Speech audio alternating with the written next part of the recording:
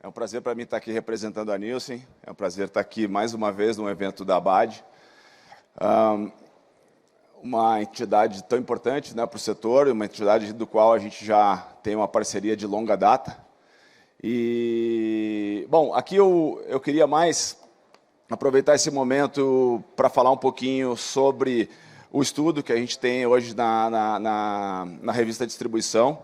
Então, a gente vai ocupar aí pouco tempo de vocês aqui falando especificamente de categorias, mas muito mais convidando-os a ler a publicação.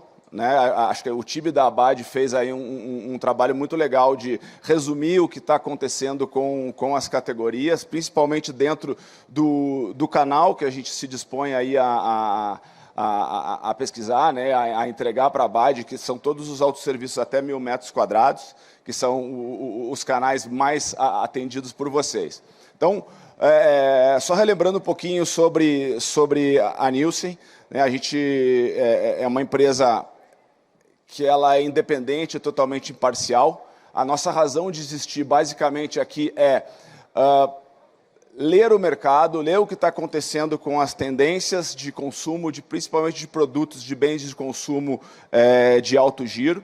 Então, foi muito legal aqui, eu acho que a participação do Caio, porque ele acaba abreviando muito a nossa parte inicial aqui, que teria relação com a parte mais de tendências, a parte mais macroeconômica, porque nada mais é do que acontece nas categorias e os impactos que a gente vai ver na revista, eles são, na verdade, uma consequência de todo esse cenário que tá por trás aí em relação ao consumidor. Então, muito rapidamente, as tendências, a gente vai passar aí por poucos exemplos das categorias em destaque, e eu vou dar uma palhinha de o que a gente espera para algumas categorias aí nesse final de ano. Tá bom? Bom, já foi falado aqui, né, então eu não vou me alongar muito, mas a gente acredita que a pandemia esteja controlada, que ela se caminha para o fim. Por que eu coloquei um ponto de interrogação? Pelos mesmos pontos que o Caio já citou aqui anteriormente. A gente tem que sempre ficar atento aos movimentos nos outros países, porque é possível que a gente tenha algum tipo de impacto aqui, ainda que a gente não espere por isso. A expectativa de crescimento do PIB a gente já viu, né? Esse ano a gente vai fechar com um bom número, porém para o ano que vem as expectativas elas vêm sendo cada vez mais pessimistas em relação ao ano de 2022, mas principalmente o que mais nos chama a atenção, e é o que eu queria aterrissar com vocês aqui, é essa pressão no bolso do consumidor.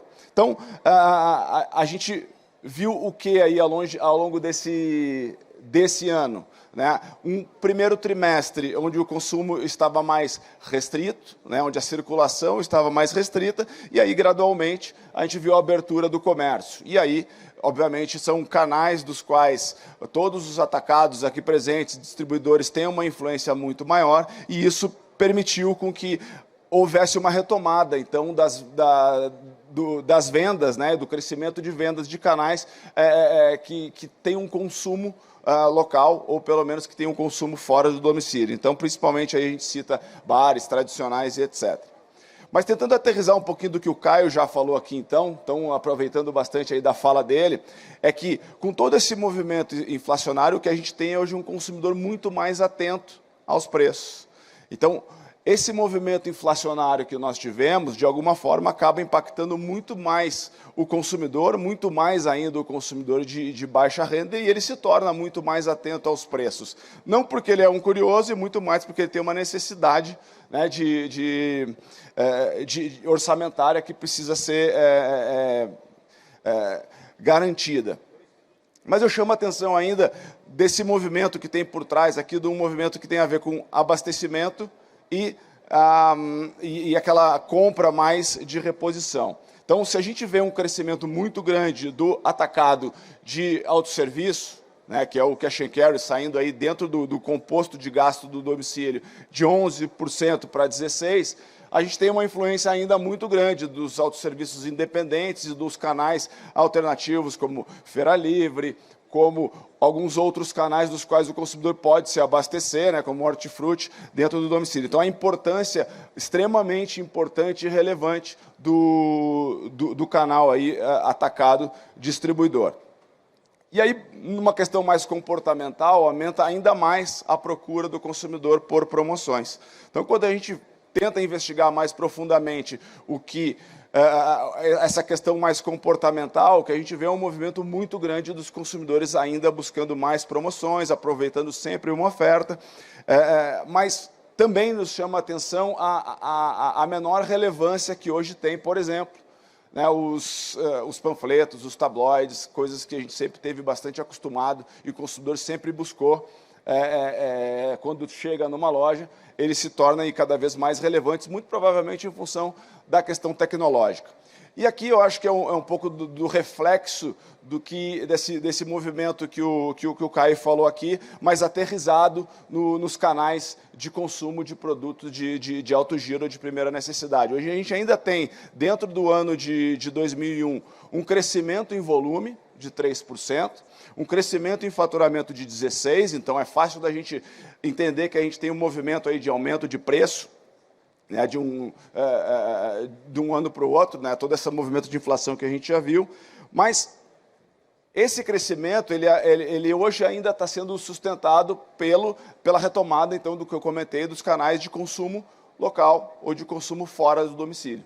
Certo? Então, a gente vê sempre ali a barra em azul, que é a variação em faturamento, a barra cinza, a variação em volume, e lá em preto, lá em cima, é o que a gente enxerga, é o peso desses canais. Então, a importância hoje do autosserviço independente, que é 1/4 do faturamento dentro dessa cesta de produtos auditados pela Nielsen. Então, chama atenção ali também que já começamos a sentir bastante essa retração do consumo dentro do canal autosserviço. Se a gente abrisse esse slide por trimestres, a gente vê que ele começa o primeiro trimestre num patamar bastante mais alto, e aí ele vem se reduzindo ao longo do tempo até chegar aqui no Q3. Em relação ao Q4, o que a gente espera, de fato, é uma certa estabilidade ou até mesmo um crescimento em função de que muitas dessas categorias aqui, elas acabam sofrendo uma influência de festas. E, portanto, a gente espera que dentro da cesta Nielsen ainda um crescimento em Q4 e a gente vai estar acompanhando bastante isso. Mas aqui o que eu queria deixar é basicamente isso. A gente sai de um ano de 2020, onde o setor, de alguma forma, foi bastante beneficiado pelo consumo ter migrado para dentro do lar e alguns canais agora começando a sofrer um pouco mais porque o consumo começou a sair de dentro de casa. Como a gente está falando em canal, não dá para a gente falar de canal sem comentar um pouquinho sobre o e-commerce. A gente não vai aprofundar aqui, obviamente, até em função do tempo, mas é importante, acho que ainda aproveito aqui o momento para dar os parabéns pela iniciativa da Abad em estar trazendo uma ferramenta que está muito voltada para essa questão aí da tecnologia, porque é um caminho meio um pouco sem volta, né? A gente ainda vinha, agora mesmo, há um minuto atrás, a gente se perguntava como é que vai ser isso? Não sei, mas a gente vai acompanhar para ver como é que vai se dar todo esse movimento aí de marketplace e etc. O consumidor já assumiu isso como mais um canal de venda. Ainda que nós tenhamos os produtos de primeira necessidade ainda num patamar bastante tímido, quando a gente olha o total e-commerce, a gente vê em taxas de crescimento aí bastante significativas. Então, o e-commerce como um todo cresceu 31% nesse primeiro semestre versus o ano passado, principalmente impulsionado por pedidos, né, número de pedidos e também a questão do ticket médio. Mas a ideia aqui não era falar muito dessa questão mais de economia, que já foi falado, mas simplesmente incentivá-los a ler aí com carinho essa última edição da revista. Eu vou citar alguns comentários ainda sobre o conteúdo aqui. Depois, também, a Nielsen segue à disposição de vocês com todos os times de atendimento para aprofundar em algumas questões, porque no mercado de baixo crescimento, o que a gente vai ter que encontrar oportunidades nos detalhes. E, muitas vezes, os detalhes de categoria vão fazer bastante diferença. Então, o estudo ele vai trazer as 50 categorias em destaque, são as 50 categorias de maior crescimento ou de importância para o canal. Elas têm aí um crescimento um pouco acima da média. Lembrando que aqui a gente está falando em crescimento das vendas em valor, em faturamento. Isso tem uma influência grande do preço, tá? Mas é importante a gente ficar atento, porque tem movimentos ali bastante interessantes entre as categorias. Então, para a gente mostrar só algumas delas aqui, eu trago uma lista das top 25, de maior crescimento dentro do canal autosserviço até 1.000 metros quadrados. Tá? Só relembrando que a gente tem aí um extrato do mercado que é a principal fatia atendido pelo atacado distribuidor, e a gente encontra aí dentro não necessariamente categorias commodities ou categorias de alimentação básica, pelo contrário. O que a gente encontra muito aqui dentro são categorias que têm atributos diferenciados, de funcionalidade, de praticidade, de indulgência, e que, na verdade, hoje são bastante importantes. E o que vai fazer a diferença no nosso dia a dia, no nosso negócio, é conseguir entender o que está acontecendo dentro do universo dessas categorias. Então, por exemplo, a gente está vendo aí a principal categoria em crescimento, bebidas energéticas. Bebidas energéticas têm ainda um espaço bastante grande de crescimento, quando a gente compara com categorias correlatas como um refrigerante, por exemplo, mas a gente encontra café em cápsula, que é uma categoria mais premiumizada e de indulgência. A gente encontra batatas congeladas, que traz um apelo de praticidade, tem tudo muito a ver com o dia a dia do que o consumidor está vivendo, e uma série de outras categorias aí que estão bastante bem detalhadas na revista e que depois poderão ser ainda mais detalhadas pela gente posteriormente.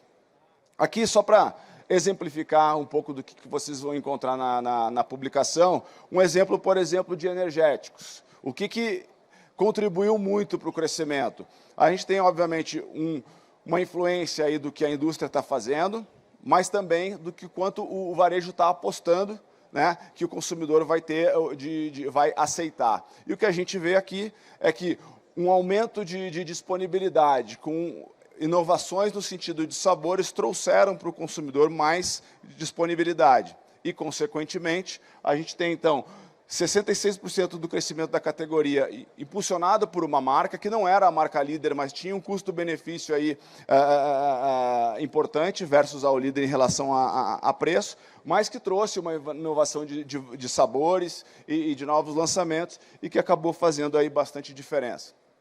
Um outro exemplo que vocês vão encontrar lá, categoria de amaciantes para roupas. Então,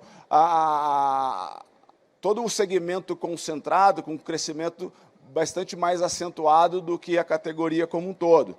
O que nos mostra também que tem, por mais que a gente vai encontrar um consumidor mais retraído e mais cauteloso, categorias que trazem um apelo de valor agregado, por vezes, têm espaço também, é o caso do concentrado, que a gente acaba diminuindo o tamanho, por vezes a gente aumenta um pouquinho o preço por litro, mas que o consumidor, de alguma forma, entende que é um benefício que vale a pena. Então, aí que eu convido todos aí a lerem a revista. E eu queria só aproveitar esses últimos minutinhos, né, já que o espaço aqui foi curto para a gente entrar em muitas categorias, mas eu acho que é importante a gente olhar um pouquinho para o final do ano, o que a gente espera. Né? E a gente, com base no que aconteceu nos últimos anos, tenta olhar para o mercado de consumo, de quais são as categorias que, de fato, serão destaques agora nesse final de ano, especialmente nesse último mês que a gente tem aí pela frente. Então, a gente vem de um ano de 2019, onde a vida, entre aspas, era normal, depois nós tivemos um 2020 aí que foi muito complexo, e a gente esperava coisas diferentes aí dentro. Mas, no final do dia, alguns movimentos eles são similares, eles tendem a se repetir, especialmente a questão de consumo de categorias. E aí, portanto, o que a gente vê principalmente é que, nesse mês de dezembro, quando a gente compara com a média de 2020, a gente tem, principalmente na categoria de bebidas, na categoria de sazonais, né, e também uma parte da mercearia que vai se desenvolver e vai vender mais, principalmente por causa da correlação com as festividades. E aí eu trago aqui também uma lista de categorias, muito mais para deixar como exemplo de quais são as categorias que a gente espera um crescimento e uma contribuição importante para os seus negócios. Portanto, se a gente tiver que optar por investimento, espaço, exposição em determinadas categorias, não podemos esquecer nesse mês de dezembro, uma questão mais execucional, de dar um foco muito importante nessas categorias. Depois, se vocês tiverem curiosidade, nossos times aí vão estar disponíveis, porque todas essas discussões elas estão dentro de outros materiais. E, portanto, aqui a ideia é muito mais que a gente se atente que esse final de ano ainda tem oportunidades para a gente capitalizar ainda um pouco mais. Então, para finalizar aqui a nossa participação, eu queria primeiro, de novo, agradecer pela oportunidade de a gente estar sempre trocando com a ABAD, né, reforçando a importância que o setor tem para o consumidor brasileiro. A gente está falando aqui de mais de 5.500 domicílios, mais de 1 milhão de pontos de venda, dos quais não seria possível ter um abastecimento não fossem vocês aqui. De novo, reforçando que o aprofundamento na análise dos dados vai fazer toda a diferença, porque no ano de baixo crescimento as oportunidades elas vão estar um pouco escondidas dentro dos movimentos de categorias. Mas, apesar de todas as incertezas para 2022, eu concordo também, acho que com a fala anterior, que a gente tem muito o que crescer ainda. A gente precisa ajustar algumas coisas, mas o Brasil já demonstrou a capacidade aí de crescimento e eu tenho certeza que a gente vai encontrar caminhos de 2022 para seguir e conseguir colocar o Brasil nos trilhos, tá bom? Então, obrigado aí pelo tempo e eu espero que a gente continue aí trabalhando juntos.